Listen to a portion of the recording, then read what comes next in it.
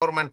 Pero antes de saludarte, querido Jaime Hernández, corresponsal de guerra, corresponsal mexicano en el extranjero por décadas, autor, fundador y conductor de su espacio en YouTube No Apto para Cínicos, gran amigo de Sin Censura, el maestro Norman Pearl, que también encabeza el esfuerzo que tienen de lunes a viernes de 7 a 9 de la noche, todos los días en Norman Pearl TV. Antes de escuchar sus comentarios, me llama la atención que ya inició la campaña de Salinas Pliego y de sus mascotitas, con mucho respeto, de sus achichincles. Se andan entrevistando entre ellos, con mucho respeto, lo digo. La periodista que formaba parte del equipo de Ventaneando, de Patti Chapoy, ahora convertida en gran analista política, Mónica Garza, entrevista a un gran personaje. Invita a Lili Telles. Lili Telles,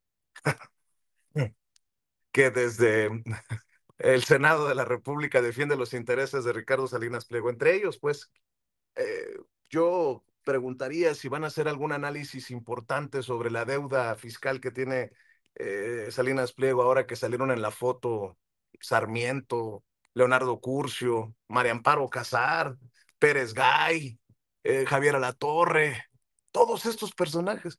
Esta señora conocida en el bajo mundo de las redes sociales como Lady Chanel, que también se está muy sonriente en la foto. En fin, entre ellos van a ir queriendo, creo yo, tejer la narrativa.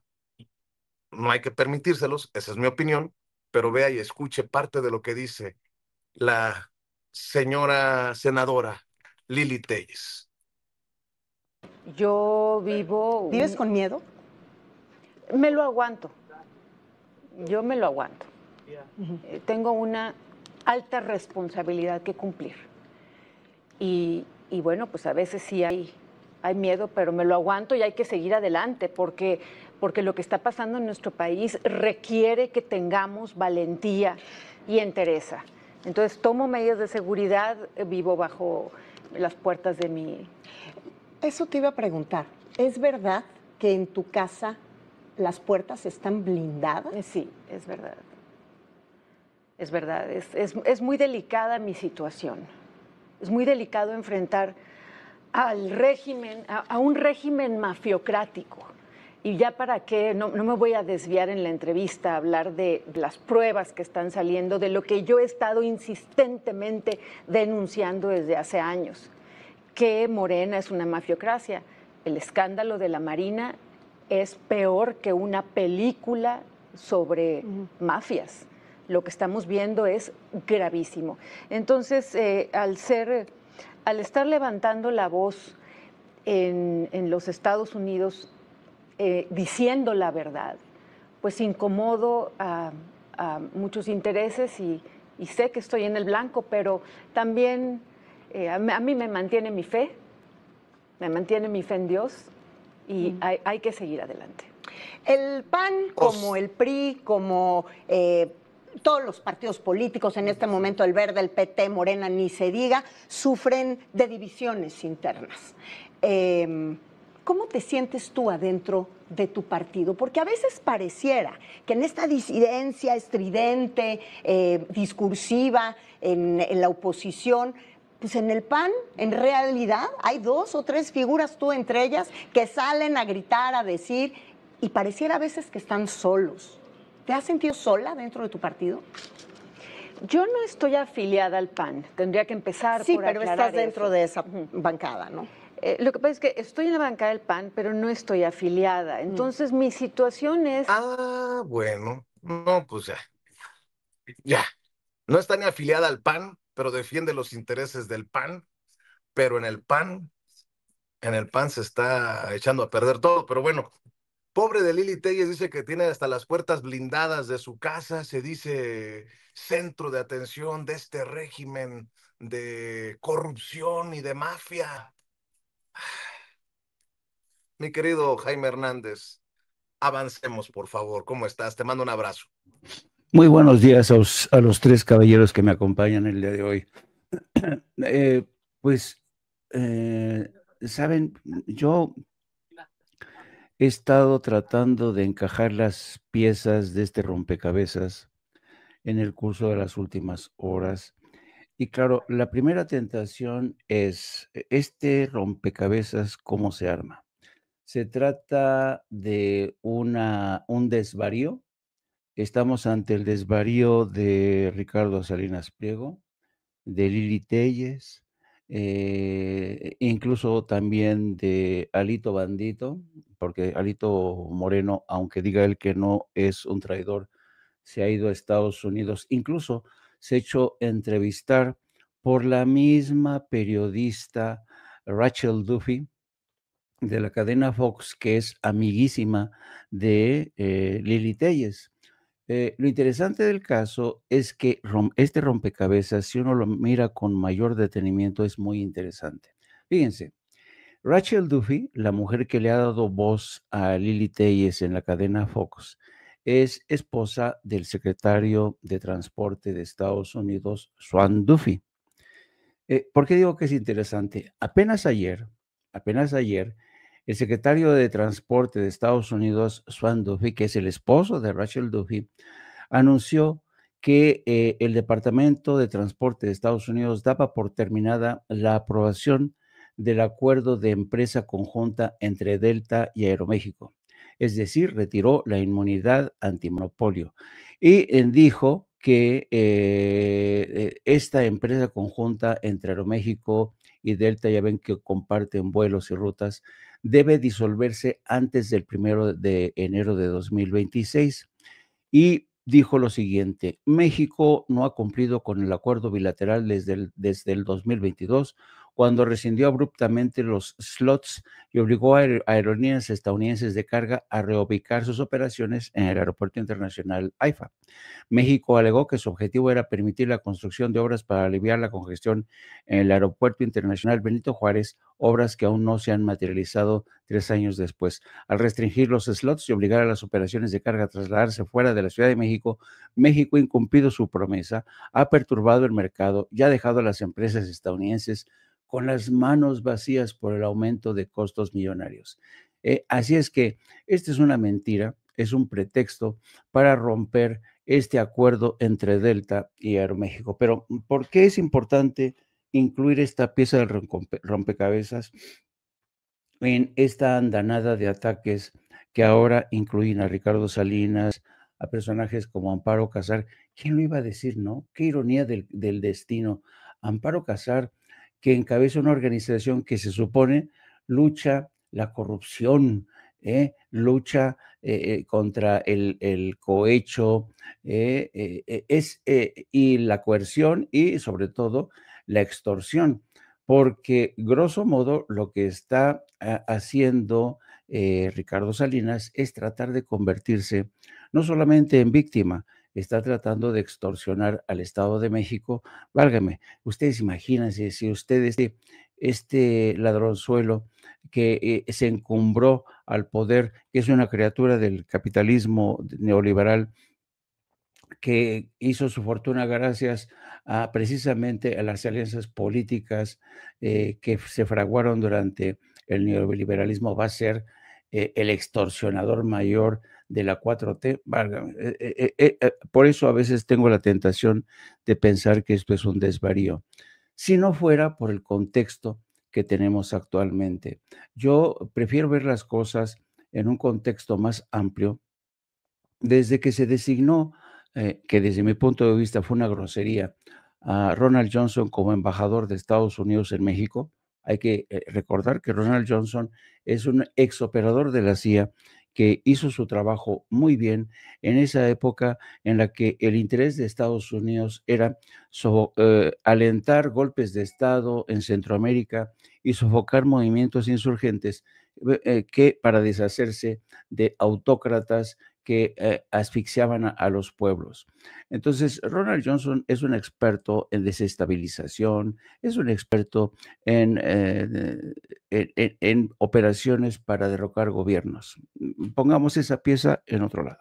Luego tenemos los planes de Estados Unidos en todo el hemisferio, que nadie sabe muy bien por dónde van estos planes hacia el hemisferio, pero todo parece indicar que Estados Unidos estaría aplicando o utilizando los mismos manuales que utilizó en Centroamérica para atizar o sofocar movimientos que le permitieran de alguna manera establecer una suerte de cortafuegos en Centroamérica para que el comunismo no llegara a Estados Unidos. Bien, ahora el nombre del juego es Venezuela, un país que tiene unas enormes reservas petroleras y que Estados Unidos tiene en la mira bajo el supuesto, bajo el pretexto de que Nicolás Maduro le ha declarado la guerra a Estados Unidos a través de las pandillas que envían narcotraficantes y envían cargamentos de droga monumentales a través de lanchas rápidas. Apenas ayer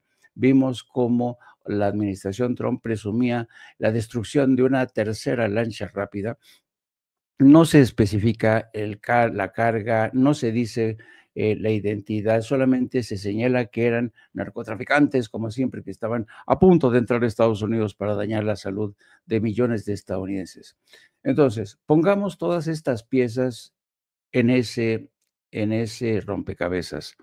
Para mí está claro, yo creo que Donald Trump y sus operarios están conscientes, primero, de que Nicolás Maduro no puede disponer de una riqueza petrolera que le da estabilidad, podría darle estabilidad económica y lo que es más, lo convierte en un aliado bastante atractivo de China y de Rusia. Y luego tengamos también muy en cuenta las operaciones y los movimientos que uno parece ser que no están conectados. La creación de este grupo de Ricardo Salinas para denunciar que en México todo está peor, con operarios como Amparo Casar, que ya sabemos que estando al frente de Mexicanos contra la Corrupción recibió dinero de la CIA a través de organizaciones como USAID. Y tenemos entonces a toda esta gente que son los nostálgicos del neoliberalismo, que se han dispuesto no solamente a defender al patrón, a Ricardo Salinas, sino defender un modelo, un estilo de vida de la derecha.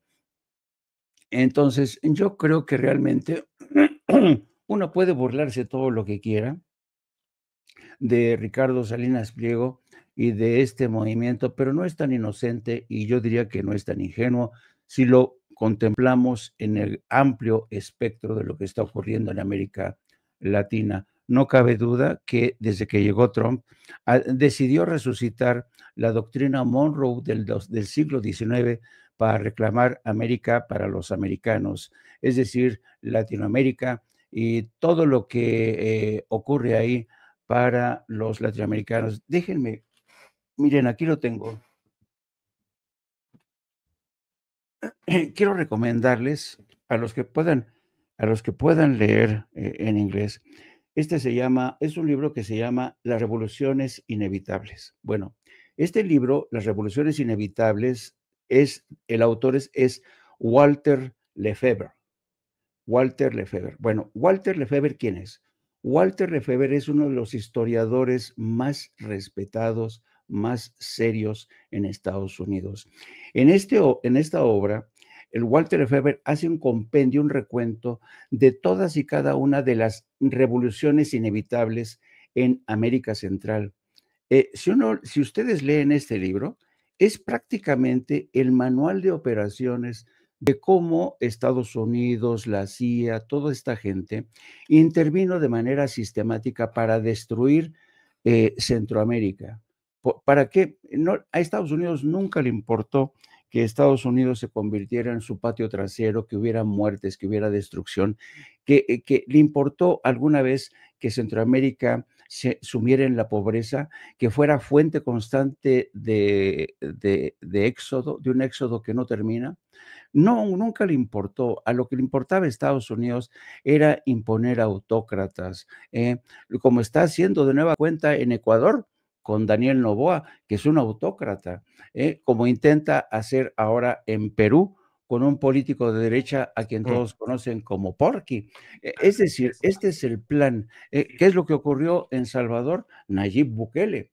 A Estados Unidos lo único que le interesa es tener autócratas que se beneficien a sí mismos y que le permitan beneficiarse a ellos de un control desde Washington. Así es que parece mentira, por eso es importante conocer la historia. ¿Se acuerdan lo que decía Andrés Manuel López Obrador?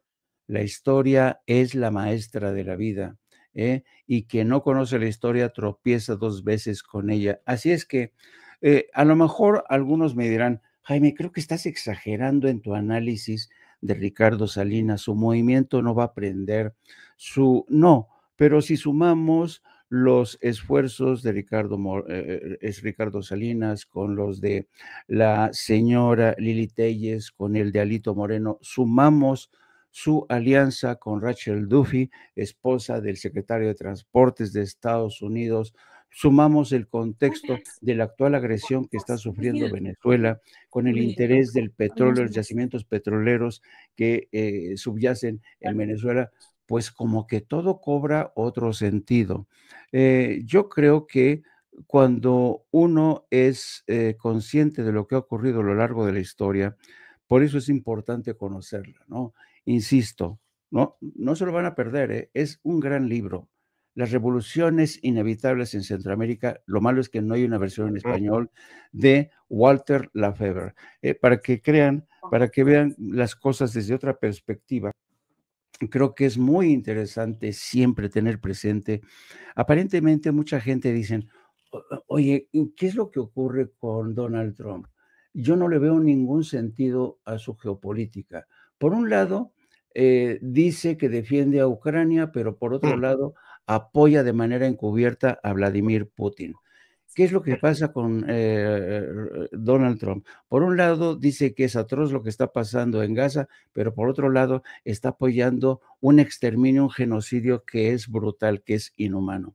¿Qué le pasa a Donald Trump? Que está atacando a sus mejores amigos en el hemisferio, como a México, una especie de pan con cordonazo con el que tiene sometido a México. Claro. Y la presidenta de México ha hecho todo lo que está en su poder y en su inteligencia para capotear a este animal. Yo creo que estamos viviendo un momento interesante, preocupante, que hay que tomarnos muy en serio y hay que llamar a esta gente por su nombre. Me refiero a Carlos Salinas, me refiero a Lili Telles, me refiero a Lito. Son unos traidores, queridos amigos.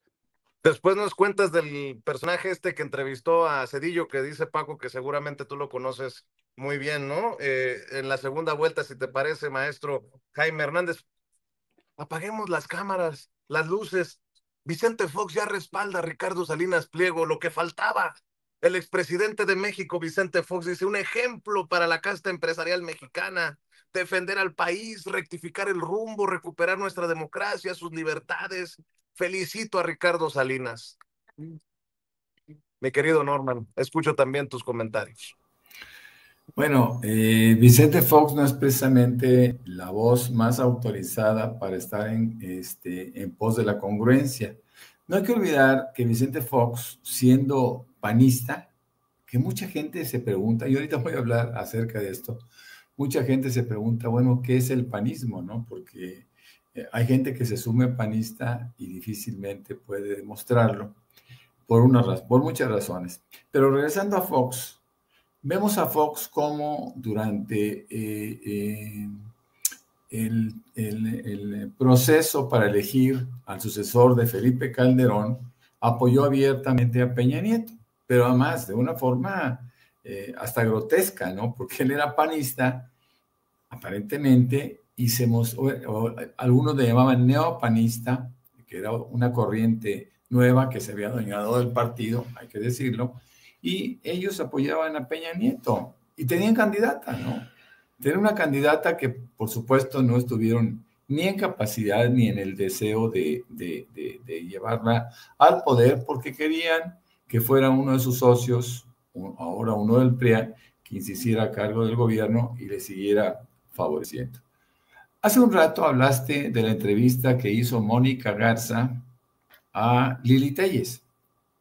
O sea, una lectora de noticias a otra lectora de noticias, aunque creo que Mónica Garza también fue una lectora de noticias de espectáculo, ¿no? También fue gente de Ventaneando. Pero bueno, para el caso, Mónica Garza es lo mismo. Mónica Garza es hija del Meme Garza. Pocos recuerdan al Meme Garza, pero el Meme Garza y su padre, o sea, el abuelo de Mónica Garza, fueron los dictadores de Reynosa, fueron los dictadores priistas, inclusive del norte de Tamaulipas.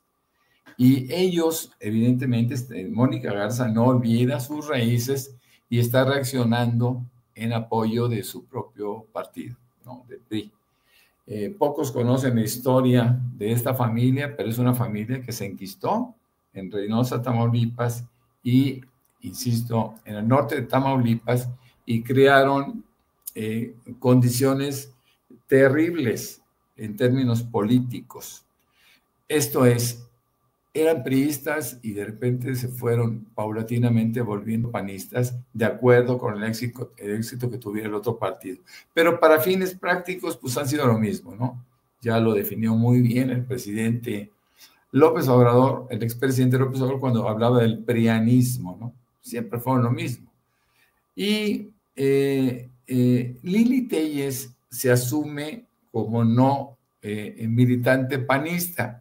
Pero déjenme decirles una cosa, a mí me pasa mucho, o me pasaba cuando había algún debate en donde las tías panistas, como suele decir ahora, decían, yo soy panista de hueso colorado.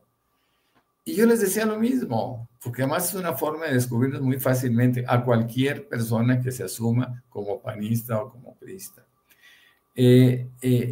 Ninguna, yo les decía, bueno, ¿y por qué tú coincides con los propósitos, con los objetivos del PAN? Bueno, porque buscan esto, y bueno, ok, muy bien, pero ¿qué dicen los estatutos? ¿O qué dice su declaración de principios? Estos son documentos básicos de todos los partidos políticos en nuestro país, y no sabían, nadie sabía que existía un estatuto o que existía una declaración de principios, de tal suerte que realmente no sabían la esencia, no conocían la esencia del panismo. Con respecto a Salinas Pliego, un saltimbanqui de gobiernos, pues como todos los varones del dinero en este país, pues él fue dando brincos, fue dando tumbos.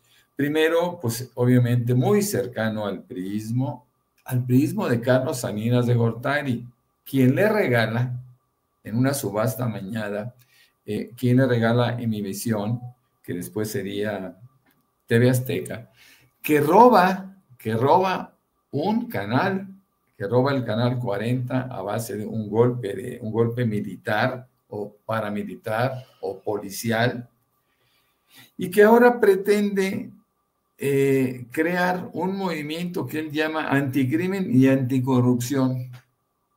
Aquí el problema gravísimo de Ricardo Salinas Pliego es que su pasado, sus conductas lo hunden. ¿Quién le va a creer a una persona con estas características, ¿no?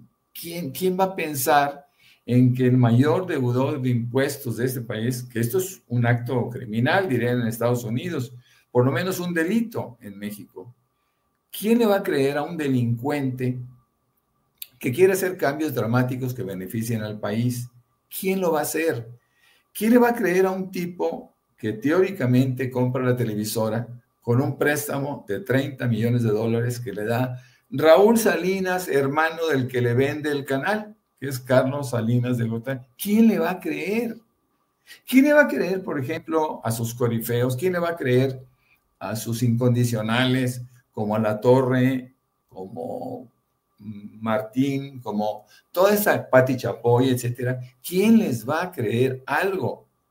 ¿Quién va a pensar que esta gente está siguiendo un propósito de carácter político, social, que beneficie al país? ¿Quién lo va a hacer? Es muy difícil entenderlo, sobre todo porque la gente o los liderazgos siempre asumen un ápice de reconocimiento. ¿Pero quién lo va a hacer? Con delincuentes, ¿no? O con empleados de delincuentes que se han enquistado en un grupo que ahora podemos identificar ya como un grupo pseudopolítico, ¿no? ¿Quién les va a creer a estos? ¿Quién está dispuesto a creer a esta gente? Claro. ¿No? ¿Quién? Esa es la pregunta que nos tenemos que hacer todos. Por eso sus fracasos, Vicente, Jaime, Paco, por eso sus fracasos tan evidentes y lamentablemente para ellos tan esperados, porque nadie les cree nada, ¿no? Nadie. Entonces, bueno, esto no va a dejar de ser una anécdota, va a tener que abandonar el propósito pronto cuando vea que sus resultados van a ser escasos y bueno. Ahora, fíjense qué interesante lo que dice aquí, la envidia, el resentimiento. Bueno, sin duda alguna, Salinas Pliego sigue dando patadas de ahogado, porque él tiene resentimiento con el movimiento de Morena, porque le cobraron los impuestos. A ver, ¿cómo es posible que a un delincuente que estableció ciertos apoyos en algún comité en el cual participó con el presidente López Obrador y que después el presidente le dijo, no, una cosa es que participes como asesor empresarial dentro de un grupo específico para que nos den ideas, y otro es que por haberlo hecho quieras dejar de pagar impuestos, ¿no? Tú y todos van a pagar impuestos, y esto no lo puedo tolerar. Sabemos perfectamente bien que el expresidente López Obrador le dio la posibilidad de salir adelante con lo que permite la ley, que son eliminación de algunas multas y recargos. Y no lo aceptó, porque ni siquiera el principal estaba dispuesto a pagar. Así que hablar de Ricardo Salinas Pliego, efectivamente, es hablar de un payaso, es hablar de un individuo que simplemente hace todo esto para evitar pagar 74,000 millones de pesos al erario, que finalmente es dinero del pueblo, y por eso el pueblo está tan molesto con este individuo. Creo que eligieron a la peor opción. Yo hace unos días creo que ayer escribí un tuit donde hablaba que realmente un patiño involuntario del expresidente López Obrador fue Ricardo Anaya, una patiña involuntaria de la presidenta de México fue Xóchitl Gálvez, y que este sería un patiño voluntario del que le pongan, porque el que le ponga Morena o el movimiento, pues habrá de derrotar muy fácilmente a este tipo. Deberían de pensar en personajes más serios, con mayor credibilidad, mi querido Vicente, porque perdió todo, hasta los 74,000 millones de pesos. Voy contigo, Paco, con tema, reflexión, comentario, a lo mejor alguna otra información que tengas. No, mira, Vicente, lo que dice Norman es bien interesante, que debían poner a otro patiño, a otro alguien que pueda hacer ruido. El problema, Norman, Jaime y Vicente, es que ¿a quién va a poner la oposición? No hay nadie. Nadie verdaderamente. Se han pasado desde 2017 culpando a Morena de todo, venezualización, a Cubazuela, lo que quieran, lo que aleguen. Se han pasado desde entonces tratando de que Estados Unidos derroque a Morena. Así que no tienen a nadie. No tienen a nadie. Su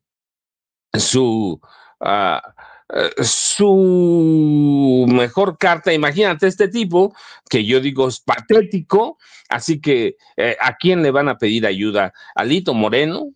¿A Lili Telles? ¿A Jorge Romero Herrera, que es cabecilla del cártel inmobiliario? No tienen a nadie, Vicente, no han formado ningún político, y estuvieron esperanzados a que de pronto brotara alguien así como por arte de magia. Se les olvida que López Obrador no fue parte de arte de magia ni de una bolita mágica. López Obrador se forjó en años de lucha. Se les olvida que el fenómeno de Trump es igual, nos puede gustar o no, pero Trump no fue un fenómeno como López Obrador de un día.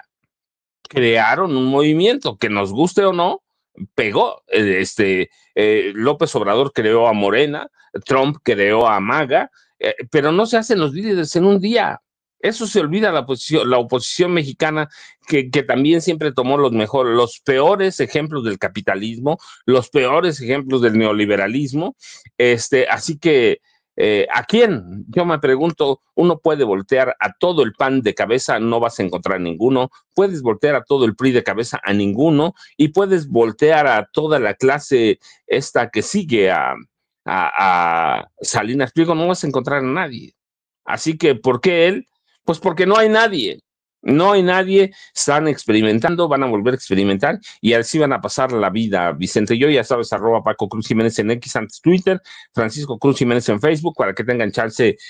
Jaime y Norman, todavía nos queda un pedacito mientras empieza la mañanera. Creo que Vicente ya salió, pero teníamos un tema pendiente con Jaime Hernández y yo lo he escuchado, lo sé, porque él platica de Juan Luis Cebrián, este tipo que fue franquista, en realidad, pro dictadura, se mete entre la izquierda de España, se aprovecha de ella, pero es muy amigo de presidentes mexicanos, o expresidentes mexicanos como Peña, que le dio más de 1,000 millones de pesos en contratos, por lo menos, 200 millones de dólares para apuntalar el país, pero y ahora reunido con Cedillo, Jaime Hernández. Sí, fíjense que es fascinante contemplar la historia de Juan Luis Cebrián, que trae aparejada otro tipo de historias. Juan Luis Cebrián efectivamente es un personaje del franquismo y del tardofranquismo. Fue un personaje que se convirtió en un aliado de Jesús de Polanco, que se convertiría con el tiempo en el dueño del grupo editorial Santillana, del grupo Prisa y del País. Bueno, Jesús de Polanco llegó a convertirse en uno de los hombres más ricos y más poderosos de España bajo la presidencia, bajo la jefatura de gobierno de Felipe González. Fue el gran negociador y junto con él, Juan Luis Cebrián fue el gran operador del grupo Prisa para sacarle contratos al gobierno de México.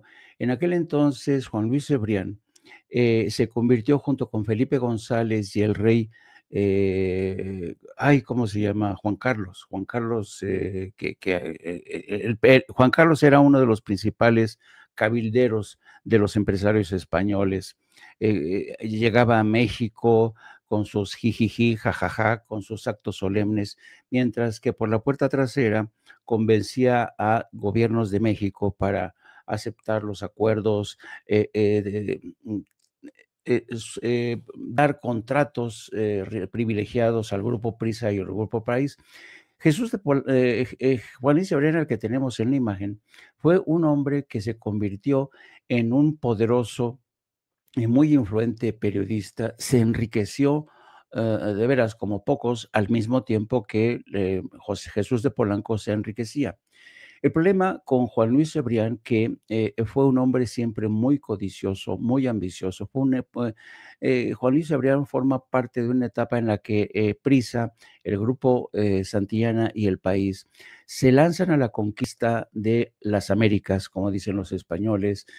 Compran radios en México, la W, compran radios en América Latina, en Colombia, compran radios en Estados Unidos y se lanzan a la conquista mediática de gran parte de América Latina y de ese mercado hispano en Estados Unidos. ¿Cuál fue el problema de Juan Luis Cebrián? Que el que mucho abarca, poco aprieta. El país empezó a tener pérdidas impresionantes. Los periodistas más veteranos acusaron a Juan Luis Cebrián de ser un irresponsable y de poner sobre el país, sobre todo, una pesada losa de deudas. Bueno, por cierto, unas deudas que hoy mismo mantienen a ese grupo editorial en serios problemas. Precisamente los problemas que venía arrastrando el país por culpa de un personaje como Juan Luis Cebrián obligan al grupo a buscar nuevos inversores y en ese momento se da la intervención de un tiburón, de un dueño de un fondo de inversiones llamado Josep Marín Orguglio. Es un tiburón de origen armenio, él se crió en Francia, es dueño de un fondo de inversiones y compró el país y hasta ahora mismo, a la fecha, este dueño del país ha enfrentado serios problemas, revueltas internas al interior de Prisa, el Grupo País, porque no han conseguido deshacerse de las deudas. De hecho, han tenido hace muy poco una obligada ampliación de capital, precisamente para refrescar las arcas del Grupo Prisa, pero nada ha podido resolver este problema. Y en este proceso, mientras José María Orgoglio se hacía el hombre fuerte, hoy es el presidente de todo el grupo.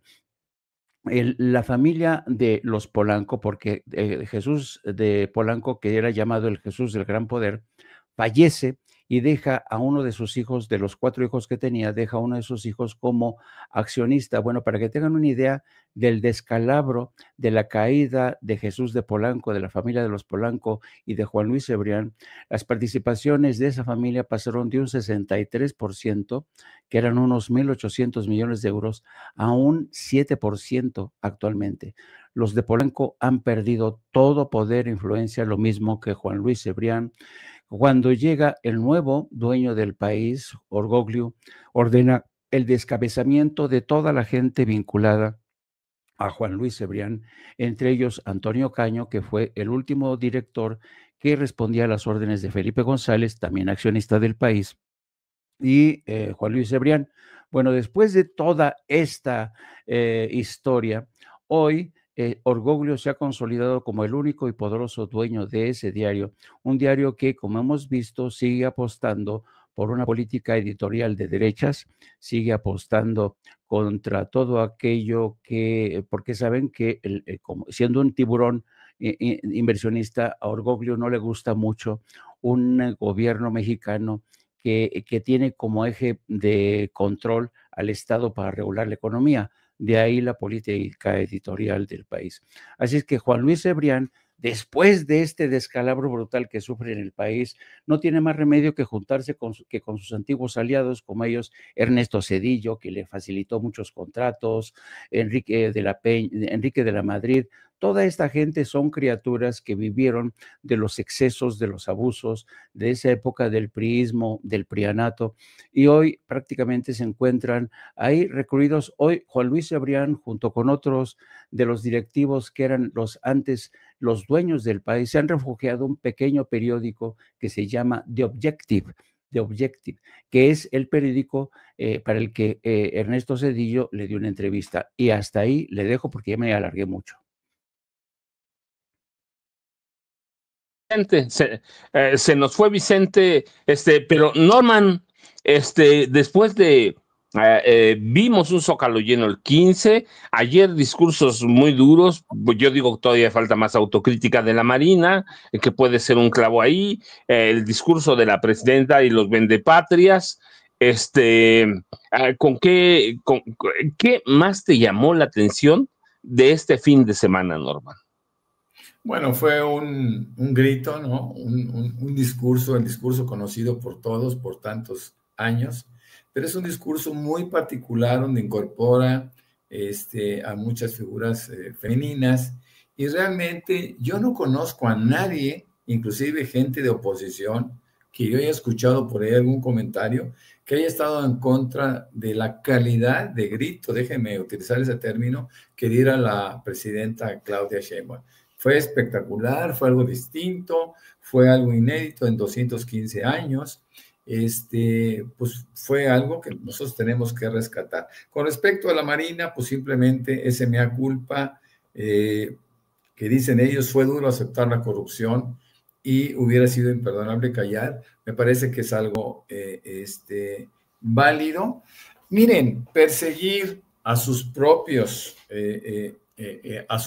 integrantes, perseguir el gobierno de Morena, a Hernández Bermúdez Requena, y llevarlos a la cárcel o detenerlos o por lo menos iniciar procesos, eso habla muy bien de un gobierno. Créanme que esto le está dando la vuelta al propósito de la oposición cuando pretende hacernos saber que hay complicidades. No hay complicidades. Sin embargo, las complicidades sí las vimos siempre con Felipe Calderón defendiendo a García Luna y defendiéndose a sí mismo.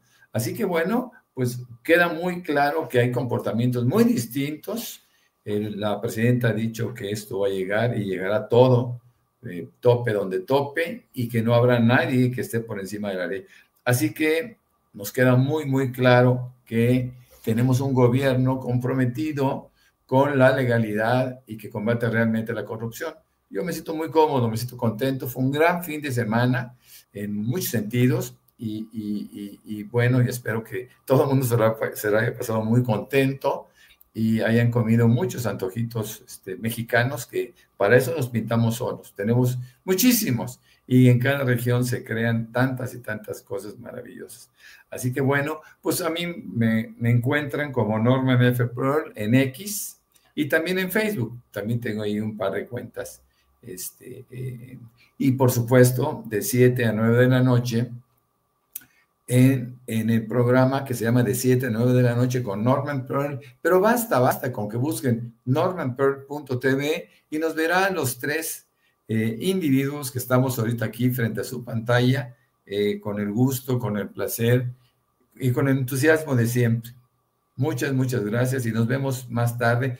Por supuesto, antes los programas de los maestros, como No Apto para Cínicos a las 2 de la tarde, que es un programa maravilloso, extraordinario, lleno de conocimiento, lleno de sabiduría, y a las 5 de la tarde, por supuesto, de la videocharla de mi maestro Paco Hernández. Muchas gracias, que pasen un buen día todos y nos vemos más tarde. ¿Qué les parece si yo dejo ahí un temita que podemos ver al rato? Francesca Albanese, que es relatora de la ONU para Palestina, dio a conocer este fin de semana y el lunes mismo que hay evidencias de que hay más de 680,000 muertos en este genocidio allá en la franja de Gaza. Les tiro ese temita, Jaime, ¿con qué vas a cerrar? ¿Con qué nos quedamos? Ya sabemos que al rato, además debo agradecerle que ayer habló de mí en No Apto para Cínicos. Muchas gracias, Jaime, por hacerme todavía más famoso, pero pero además habló cuando estaba hablando de mi cuate Robert Redford, sí, que no es cualquier cosa. No es cualquier cosa, así que Jaime, ¿a dónde te buscamos y con qué nos dejas después de todo lo que platicamos esta mañana?